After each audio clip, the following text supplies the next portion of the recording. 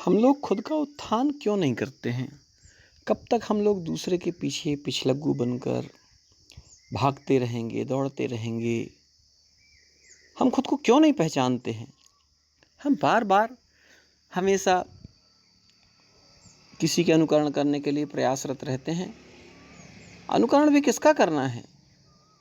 जो स्वयं अपना सम्मान कर सकता हो। जिसका खुद का कोई सम्मान है, उसका अनुकरण करने की भी ज़रूरत नहीं है। अरे आपको सीखना है, सबसे सीखिए। लेकिन खुद को कब पहचानेंगे हम खुद का उत्थान कब करेंगे? ये जो पूरा समय है, ये हमारे खुद के उत्थान के लिए मिला है हमको। दूसरे के अनुभवों से हमने सीख लिया। कब तक सीखते रहेंगे दूसरों के अनुभवों से? क्या हमारा अनुभव कभी तैयार नहीं होगा? हमारे अनुभवों से कभी कोई काम नहीं होना चाहिए? क्या हम अपने अनुभवों को जो है कोई आकार ना दें? ऐसे कोई सवाल हमारे अंदर क्यों नहीं उठते हैं? क्योंकि हम निष्क्रिय हो चुके हैं। हम लोग सिर्फ सुनकर आदत पड़ चुकी है करने की। जब तक कोई आर्डर नहीं मारेगा, जब तक कोई आदेश नहीं देगा, तब तक हम लोग नहीं चलेंगे। जैसे जानवर होता है ना, जानवर को जब तक उसके गले में रस्सी नहीं बंधे, उसके नाक में कुछ नहीं बंधे, उसके पीठ में कुछ सुई नहीं चुभाई जाए, हम लोग ऐसे हो चुके हैं। ऐसा क्यों कर रहे हैं हम लोग? क्या है इसके अंदर का कारण? इसके अंदर का मात्र एक यही कारण है कि हम लोग स्वयं को भूल चुके हैं। हमको ऐसा लगता ही नहीं कि हमारे अंदर भी परमात्मा ने कोई ऊर्जा दी है। हमें ऐसा लगता सारी ऊर्जा दूसरे के पास ही है, हमारे पास तो कुछ है ही नहीं। और जब तक हम ऐसा सोचते रहेंगे, हमारे अंदर की ऊर्जा और ज़्यादा जो है गर्त में जाती रहेगी। उस ऊर्जा का कहीं कोई समावेश हो नहीं पा रहा, उस ऊर्जा का कहीं कोई उपयोग हो नहीं पा रहा है। बस जहाँ देखिए हमने भीड़ लगाना चालू कर दी है, जहाँ देखे हम चल पड़े। अरे आप क्यों नहीं सोचते हैं कि आप इतने ऊर्जावान बने कि एक वृक्ष की तरह आप ऊर्जावान बन जाए कि आपके नीचे भी आकर 2-4 लोग छाया ले सकें? आप कब तक छाया लेने के लिए दौड़ेंगे? कभी छाया देने का भी सोचिए, कभी छाया देने का भी शौक रखिए, कभी एक वृक्ष बनकर जिए। हमेशा हम लोग बस एक ही चीज़ है, कहीं भीड़ लगी हम लोग दौड़ पड़े, कहीं भीड़ लगी हम लोग दौड़ पड़े। हमारा कोई अस्तित्व नहीं है, हम लोगों का कोई सम्मान नहीं है, हम लोगों का कोई मान नहीं है। क्यों हम अपने आप की बेइज्जती कर रहे हैं खुद? दूसरा कोई आपकी बेइज्जती नहीं करता, ध्यान रखिए। आप स्वयं की बेइज्जती कर रहे हैं। कब करते हैं आप स्वयं की बेइज्जती?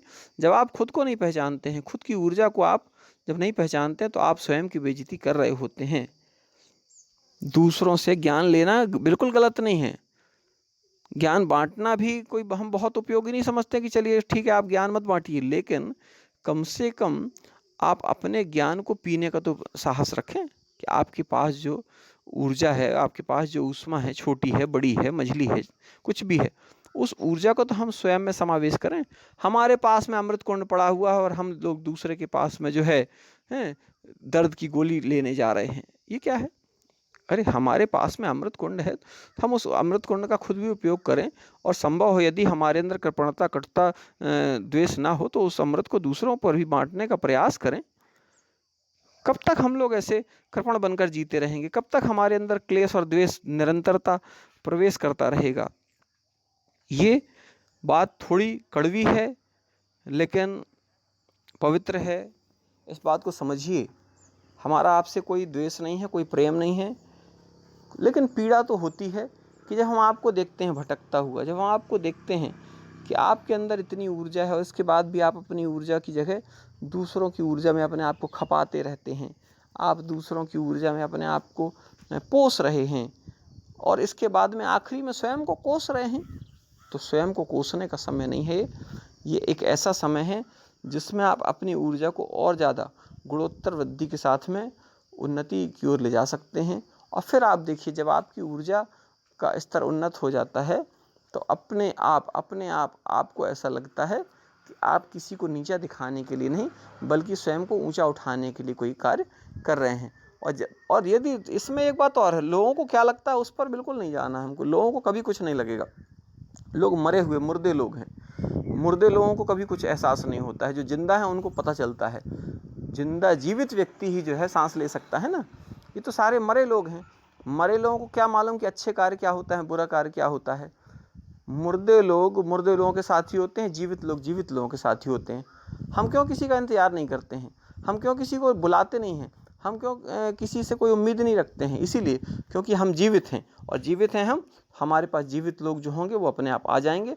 मरे हुए लोग मरे लोगों के जाते हैं। आपने देखा है कि इस पर बहुत ज़्यादा चिंतन ठीक नहीं है, लेकिन इसके बाद भी चूँकि जब वाणी में कोई ऐसी बात आती है तो उसको रोक लेना चाहिए, क्योंकि यही हमारा काम है कि हमारी वाणी से किसी को कष्ट भी ना हो, और अगर छोटा मोटा कष्ट होता है तो इंजेक्शन का दर्द वो भी आवश्यक है। लेकिन हम स्वयं को पहचानें, स्वयं को जानें, अपना उत्थान करें। दूसरों का उत्थान निश्चित रूप से होगा, क्योंकि हम हमारा उत्थान, हमारा उद्देश्य क्या है, हम अपने को पहचान लें। जब हम अपने को पहचान लें तो हम परमात्मा की संतान हैं। परमात्मा की संतान होने का उद्देश्य क्या है कि हम परमात्मा जैसे बन जाएं, और जब हम परमात्मा जैसे बन जाते हैं तो हम किसी के अंदर भी गलत भाव देखते नहीं, किसी का नुकसान कभी सोचते नहीं हैं, और हमेशा हम उसकी भलाई करते हैं, उसके लिए एक ऐसा मार्ग तय करते हैं जिसको करना तो हम ही को पड़ता है, क्योंकि मार्ग हम बनाएंगे, चलेगा कोई दूसरा। इस बात को थोड़ा समझिए। जो रास्ता बनाता है वो शायद ही हो कभी कि उस रास्ते पर उसका चलने का कोई अवसर आता, क्योंकि उसका तो काम ही जीवन भर रास्ता ही बनाता रहता। वो उस रास्ते पर शायद वो कभी जो है दोबारा चल ना पाए, वो बनाते बनाते ही उस रास्ते को जितना वो उपयोग कर ले।